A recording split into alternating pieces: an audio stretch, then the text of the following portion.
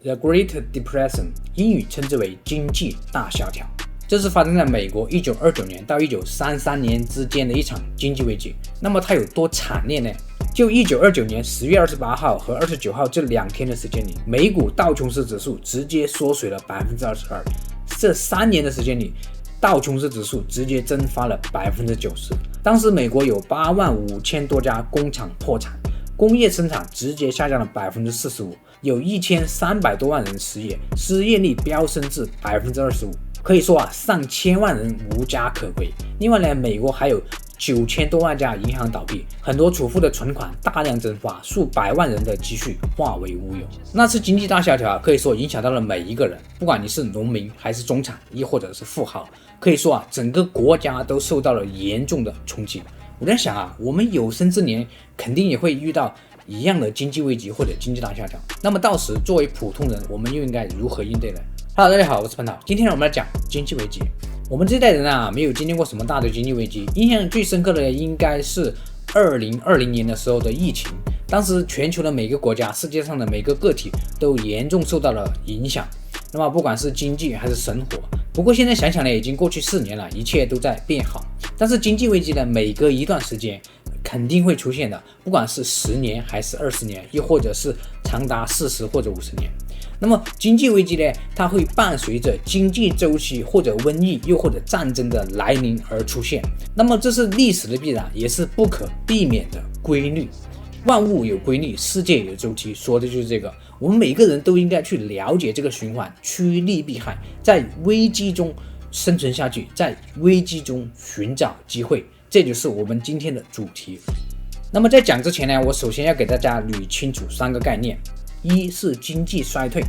经济衰退呢，是指一个国家它经济活动的暂时性下降，通常表现为国内生产总值，就是 GDP 连续2个季度或者更长时间的负增长。经济衰退的特征呢，就包括这些：生产和消费水平的下降，投资减少，企业利润下降，失业率上升，消费者和企业信心指数下降。那么这是基本的一些特征经济衰退呢，通常是一个商业周期的一个正常阶段，可能有多种因素的引起，比如说供需不足或者供应链中断政策失误等等。第二个称为经济危机。经济危机呢，是指一个国家或者全球范围内的经济体系突然出现了严重的恶化。那么经济危机呢，是比经济的衰退更加的广泛和剧烈的，可能包括一些金融市场的崩溃银行倒闭大规模的企业破产，还有大幅度的货币贬值，还有极高的失业率。经济危机呢，往往需要政府和国际机构的干预来进行稳定经济。比如说2008年的全球金融危机就是典型的经济危机，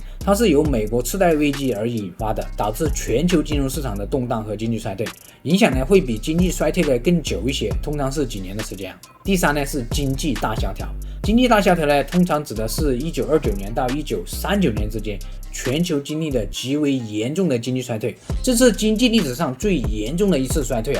具有以下的特征： GDP 大幅下降，失业率极高，许多国家的失业率甚至达到了 25%甚至更高，物价和工资水平的明显下降，引起了这个通货的紧缩，大量银行和企业倒闭，国际贸易大幅度减少。大萧条呢，可以说对全球经济、政治和社会都产生了深远的影响，例如导致一些国家的社会动荡和政治变革。总结而言呢，经济衰退、经济危机和经济大萧条是描述经济的不同状况的术语，它们反映的是经济表现的恶化的不同程度和范围。经济衰退呢，则表现为比较温和和短期的经济下降；经济危机呢，则是更广泛、更严重的经济系统失衡；而大萧条则是历史上极为罕见的全球性、长期性的经济衰退。现在全球经济呢已经发展到了现在，很多经济学家已经研究出了很多数据，去挖掘这些经济出现问题之前的一些前兆。我们来看几组数据第一个呢是美国失业率见底，然后呢一般过一段时间就会有经济衰退，那么这个时间大概是见底后的10几个月的时间左右。我们可以看到灰色这一部分呢就是对应着经济衰退，而在经济衰退之前，我们可以明显看得到前面有一个失业率的底部出现。这里有个问题非常不好确定就是什么是底部？这个东西呢有一定的主观性。那么我们能不能经过直接从失业率数据上进行计算来算出这个经济衰退呢？经济学家萨姆这个人呢就提出了萨姆规则。萨姆规则是一种用失业率的变动来预测经济衰退的指标。具体来说，就是当失业率3个月的平均值上升到过去12个月最低值之上的 0.5个百分点时候，就会被认为经济衰退的可能性信号。而且这个可能性目前的准确率是100%。那么根据这个萨姆规则呢，现在触发没有呢？暂时还没有。我们可以看到，目前这个值是 0.37， 还没有达到 0.5。不过随着接下来的数据公布呢，就很难说了，大家拭目以待吧。好，第二个预测经济衰退的数据呢，就是2年期美债和10年期美债的倒挂。具体来讲，就是我们对美国的历次衰退与2年期和10年期美债收益率倒挂最深的时间间隔进行统计，我们会发现，也就是10几个月的时间之后，一般会发生这个经济衰退。并且呢，还有一个非常有意思的现象，就是这个倒挂的时间越长，经济衰退就越强。那目前倒挂的时间呢，已经超过了600多天，仅次于1929年那次大萧条时期的倒挂，比1974年和2008年那次金融危机的倒挂时间都还要长。所以说，如果这次真的产生了经济衰退，它的幅度和时间都是不可轻易估量的。倒挂消失的原因呢，目前猜测有2种，一种呢就是经济出现问题，比如说经济衰退、经济危机；还有一种呢就是美联储因为通胀的下降而提前进行降息，预防式降息，达到美国的经济软着陆。个人觉得经济衰退的可能性呢明显会高一些，因为现在美联储是迫于这个政治压力不敢加息，但是呢又因为这个通胀还没有达到 2% 的目标，又不敢降息，处于非常两难的境地。那么这种情况下呢，最终可能会牺牲经济，导致经济的衰退，感觉这种概率会明显大很多。第三组我们要看的数据呢，就是这个 ISM 制造业指数，它包括2个一个是制造业指数和非制造业指数 PMI 和 NMI。那么这2个指数同时低于50的话，就会迎来衰退。我们可以看到前面2次也是这样子的。那么目前2024年呢，已经有1个月同时低于50了，但是呢，上个月又被拉回去了，非常的有意思啊。那么我们就拭目以待以后公布的数据吧。好，接下来我们讲一个非常关键的点，就是美联储加息。现在美股涨得非常猛啊，有一个主要的原因就是因为降息预期。降息呢，可以降低中小企业的压力，降低融资成本，以支撑实体企业。所以呢，降息是利好股市了。但是实际上呢，当降息来临之时，或者说降息的前期，这是美股下跌的时候。这与很多人的想法不一样啊。我们可以从这张图明显看得出来，当开始降息之后，美国的实际 GDP 就会去到一个负值。好，上面大家看的这些数据呢，只是单组的，那你说经济学家就看不到吗？能不能有一个指标综合各大经济数据，出现一个领先性的预测性的指数或者指标呢？答案就是美国智商会的一个领先经济指数 LEI。该指数呢由10几个指标组成，比如说制造业的每周平均工时、每周出勤失业人数、制造业消费商品、物料新订单、ISM 新订单等等的呢，就是结合了10个指标而进行计算出来的。那么从历史上看，如果 LEI 这个指数低于0的时候，就可以视为经济衰退的预警信号。通常呢，它会领先经济衰退5到12个月的时间。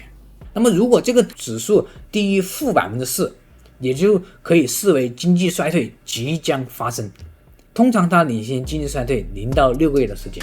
LEI 指数，也就是我们通常所谓的类指数，被认为是预测经济衰退最准确的一个指数，因为它的30年准确率能够达到100%，80年的准确率能够做到80%。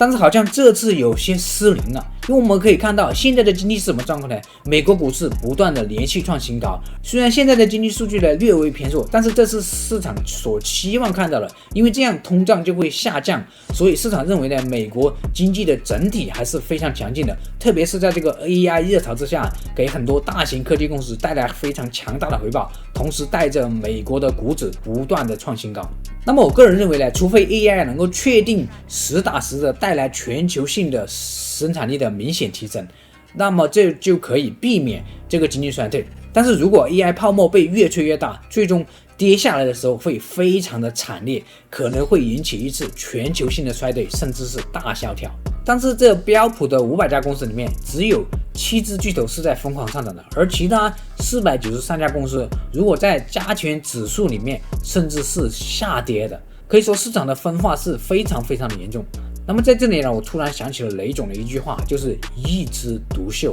不是春。虽然很多数据都显示美国经济衰退正在大概率的发生，那你说美国或者其他国家就不管了吗？这里不是不管，而是管不了，不想管。因为每次经济危机虽然底层人民都能够得到一些救命的小钱，但是更多的钱呢会流向大企业、大的金融机构。也就是说，每一次经济衰退都是一次财富转移的过程，说白了就是一次劫贫济富的过程。因为你要知道，市场上的钱是基本上确定的，但是大家的钱经过经济危机之后都没有了，那钱去哪儿了？可以说，经济危机就是一次造就富人更富、穷人更富的一次契机。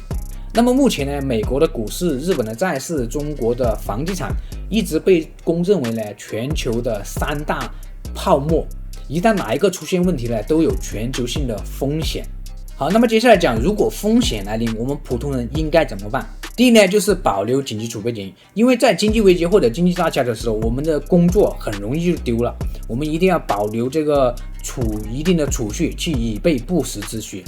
同时呢，还要减少不必要的开支，最好不要买奢侈品。当然，土豪就随意了，这点我没有把土豪算进来啊。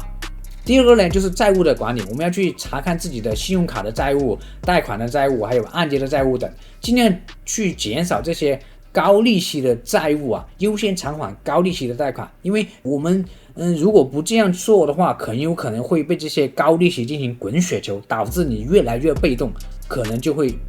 破产，甚至是倾家荡产嘛，非常的危险。第三个呢，就是投资组合的优化，因为在经济危机的时候呢，不同类型的资产会受到不同的冲击和影响，那么有一些影响大一点，